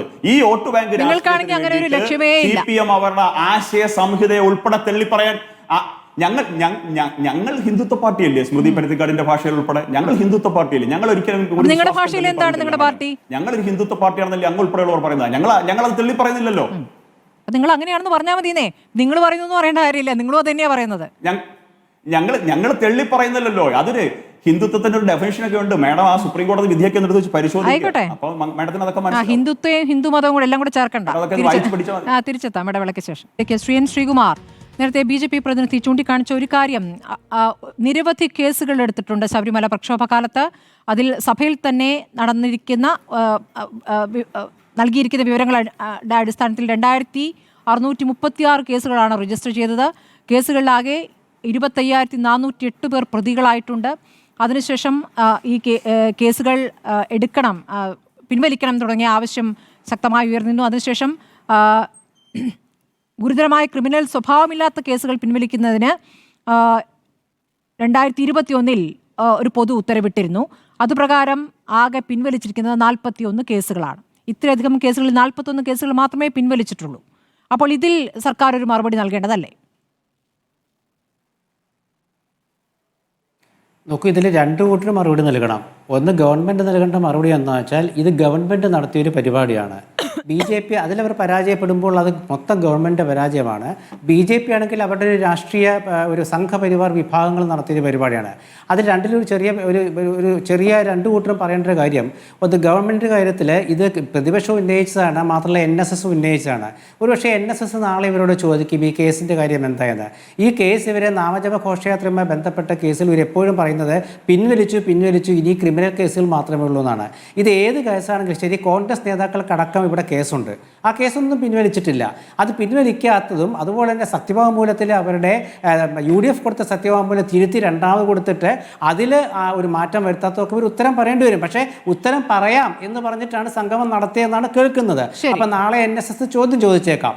പിന്നെ രണ്ടാമത്തെ കാര്യം നോക്കൂ സ്മൃതി, ഒരു പാർട്ടിക്ക് ദഹിക്കുന്ന വിഷയങ്ങൾ മാത്രമേ ഭരണം കിട്ടാനാണെങ്കിലും എടുക്കാൻ കഴിയുള്ളൂ. ദഹിക്കാത്ത വിഷയങ്ങൾ എടുക്കുമ്പോൾ ഇങ്ങനെ സംഭവിക്കുക. അതാണ് CPM പറ്റിയത്. പിന്നെ സംഘപരിവാർ അവർ പറഞ്ഞ എന്താണ്, യോഗി ആദിത്യനാഥ് എന്തായാലും കേരള ഗവൺമെൻറ് നടത്തിയ ഒരു പരിപാടിക്ക് ആശംസ അറിയിച്ചല്ലോ. ഇവരുടെ പരിപാടിക്ക് ആശംസ അറിയിച്ചോളൂ എനിക്കറിയില്ല കേട്ടോ, കേട്ടില്ല. ഇവർ പറഞ്ഞത് അമിത്ഷായെ കൊണ്ടുവരും, അങ്ങനെ ഒരുപാട് ഉയർന്ന BJP നേതാക്കളെ കൊണ്ടുവരുമെന്ന് കൊണ്ടുവരുന്നു പറഞ്ഞിരുന്നു. അത് കൊണ്ടുവന്നിട്ടില്ല, കാരണം വെച്ചാൽ അമിത്ഷാ വന്നിട്ടില്ല, നമുക്കറിയാം. പക്ഷേ ഇവർ രാഷ്ട്രീയ കക്ഷി എന്ന നിലയ്ക്ക് ഇവർക്ക് വേണമെങ്കിൽ അത് പിടിച്ചു നിൽക്കാം. പക്ഷേ ഗവൺമെൻറ്റിന് പരാജയം വേറെയുണ്ട്.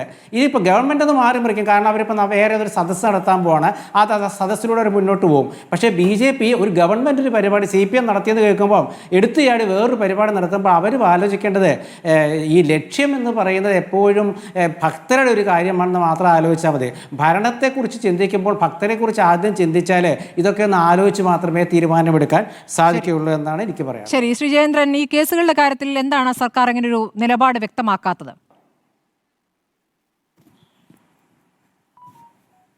വ്യക്തമാക്കിയിട്ടുണ്ടല്ലോ. വ്യക്തമാക്കിയിട്ടില്ല എന്ന് പറയുന്നതിൽ കഴിയില്ല. ഞാൻ പറയാം. ഈ ശബരിമല സ്ത്രീ പ്രവേശനവുമായി ബന്ധപ്പെട്ട കേസുകൾ സംസ്ഥാനത്ത് ആകെ രജിസ്റ്റർ ചെയ്ത കേസുകളുടെ എണ്ണം 2635 അതിൽ number of cases convicted 726, number of cases acquitted 278, other disposal by court 86, number of cases withdrawn 837. ഇങ്ങനെ ടോട്ടൽ ഡിസ്പോസൽ 1940 വരുന്നുണ്ട്. Total disposal 2635. ബാലൻസ് കേസുകളുടെ എണ്ണം 695 ഉണ്ട്. അതിൽ ഗുരുതരമായ കുറ്റകൃത്യം ഉൾപ്പെടെ പിൻവലിക്കാൻ ശുപാർശ ചെയ്യാത്ത കേസുകളുടെ എണ്ണം 666. അതിന്റെ കാര്യം ഇതാണ്, ഗുരുതരമായ കേസുകൾ ഉൾപ്പെട്ട കേസുകൾ പിൻവലിക്കാൻ ശുപാർശ ചെയ്യാത്തവയാണ് ഈ 666. ഗുരുതരമല്ലാത്തവയിൽ സർക്കാർ ശുപാർശ സമർപ്പിച്ച കേസുകളുടെ എണ്ണം 653 ഉണ്ട്. സർക്കാർ ശുപാർശ സമർപ്പിച്ചതിൽ നിരാക്ഷേപ പത്രം ലഭിച്ച കേസുകളുടെ എണ്ണം 435. ഇതാണ് ഇതിന്റെ ഏറ്റവും ലേറ്റസ്റ്റ് ആയിട്ടുള്ള സ്റ്റാറ്റിക്സ് എന്ന് പറയുന്നത്. ഉണ്ട്. സ്മൃതി, അങ്ങ് വായിച്ചത് ഇപ്പോൾ ഏത് വർഷത്തെ? അങ്ങ് ഇപ്പോൾ വായിച്ചത് ഏത് വർഷത്തെ? 25 കണക്കാ ഞാൻ പറയുന്നത്. ഇത് 9-ാം മാസം 2020 സ്വഭാവം നിശ്ചയിക്കുന്ന പോലീസാ ഞാൻ വായിച്ചത്. അതാണ് ഈ ക്രിമിനൽ കേസ് എന്ന് പറയുമ്പോൾ ഇതിൽ ആക്രമണത്തിന്റെ സ്വഭാവത്തിലുള്ള കാര്യങ്ങൾ നടന്നിട്ടുണ്ട്. അത് പക്ഷേ വളരെ കുറച്ചല്ലേ നടന്നിട്ടുള്ളൂ. ബാക്കിയെല്ലാം പ്രതിഷേധ പ്രകടനമൊക്കെ ആയിരുന്നല്ലോ. നാമജപ ഘോഷയാത്രയ്ക്കും ആ രൂപത്തിലുള്ള കേസ് എടുക്കുമ്പോൾ അതാണ് NSS ആവശ്യപ്പെട്ടത്. അല്ല, ഡോക്ടർ KS രാധാകൃഷ്ണനെതിരെ ചെയ്യാത്ത കേസുകളുടെ എണ്ണം കൃത്യമായ സർക്കാർ പറഞ്ഞാണ് ഡോക്ടർ KS രാധാകൃഷ്ണനെതിരെ അത് കൃത്യമായി പറഞ്ഞിട്ടുണ്ട്. ഡോക്ടർ KS രാധാകൃഷ്ണൻ, ബാക്കി രാഷ്ട്രീയ നേതാക്കന്മാരെ നിങ്ങൾ വിടും. ഡോക്ടർ KS രാധാകൃഷ്ണനെതിരെ KSRTC ബസ് തകർത്ത് പറഞ്ഞ കരുനാഗപ്പള്ളി ഒരു കേസുണ്ട്. അദ്ദേഹം ഒന്ന് തകർത്ത് അങ്ങ് കണ്ടായിരുന്നോ? ശരി, അവസാനമായി ശ്രീ NP ചെക്കുട്ടി, ഒറ്റക്കുള്ള കേസുകൾ ചോദിച്ചാൽ അത് മറുപടി പറയാൻ കഴിയും. അങ്ങനെ ഒരുപാട് സംഭവങ്ങൾ ഉണ്ടെന്നുള്ളതാണ്. ശ്രീ NP ചെക്കുട്ടി, ഇതിന്റെ ഒരു ഫലം എന്താകും? പറയൂ. അല്ല, ഇതിൻ്റെ ഫലം എന്ന് പറയുന്നത് വളരെ ക്ലിയറാണ്. നമ്മുടെ ഒരു പൊതുസമൂഹം കേരളത്തിൽ യഥാർത്ഥത്തിൽ ഒരു മതേതര രാഷ്ട്രീയത്തിൻ്റെ അടിസ്ഥാനത്തിൽ ജനങ്ങളുടെ പ്രശ്നങ്ങൾ മുന്നോട്ട് വെച്ചുകൊണ്ടുള്ള ഒരു ഭരണമാണ് കേരളത്തിൽ നടക്കേണ്ടത്. അതിന് പകരം വർഗീയമായിട്ടുള്ള വിഷയങ്ങൾ, മതപരമായ വിഷയങ്ങൾ, വിശ്വാസപരമായ വിഷയങ്ങൾ ഇതിലേക്കൊക്കെ പോയി കഴിഞ്ഞാൽ സ്വാഭാവികമാണ് കേരളം ഒരു ഭ്രാന്താലയമായിട്ട് മാറും. ഇതുവരെ അങ്ങനെ ആയിരുന്നില്ല.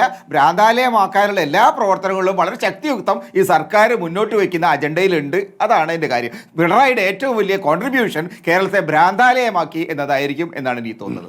വലിയ വാക്കുകളാണ്. വളരെ നന്ദി. ചർച്ചയിൽ പങ്കെടുത്ത N. Sreekumar, VS Jithin Dev, M. Jayachandran, Shri NP Chekkutty ചർച്ചയിൽ പങ്കെടുത്തതിന്.